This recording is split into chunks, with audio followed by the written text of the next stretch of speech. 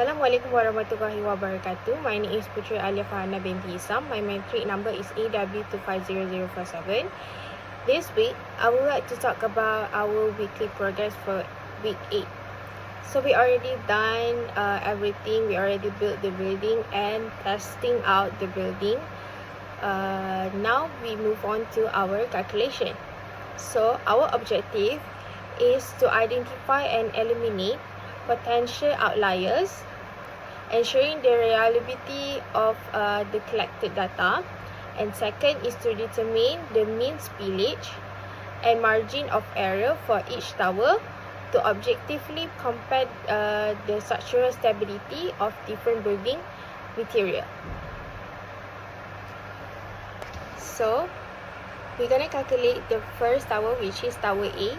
As the result already stated here, we calculate the mean first, which is average water spill. So I got, for the tower A, we got 15.5 ml, and then the standard deviation is 8.8506, and the standard error is 4.4253. And then after that, we're gonna calculate the margin of error, which is we got 14.0813. And we're going to calculate the confidence interval for the high and low. For the high, we got 29.5813, and for the lower one, we got 1.4187. And the last one, we're going to determine the outliers. So we're going to calculate the Q test and the Q creep.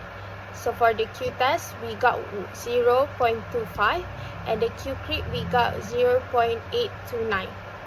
So for the tower A, the result is Q test is lower than Q creep. So the tower A 25 is not an outlier.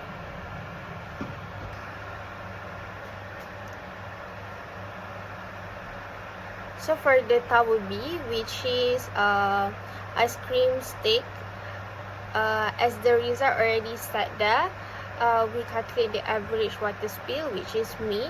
We got 9.25 ml, and the standard deviation is 5.3151, and the standard error is 2.6575.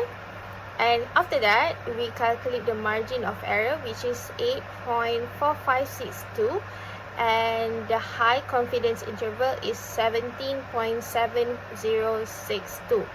and the lower one is 0.7938. And after that, lastly, we determine the outliers for the tower B. For the Q test, we got 0.25, and Q creep 0.829. Also for this tower, the Q test is lower than the Q creep, so it's not an outlier. For the last tower, which is tower C, mainly we use a chopstick. So as the result state here, same as the rest tower, we calculate the mean average water spill.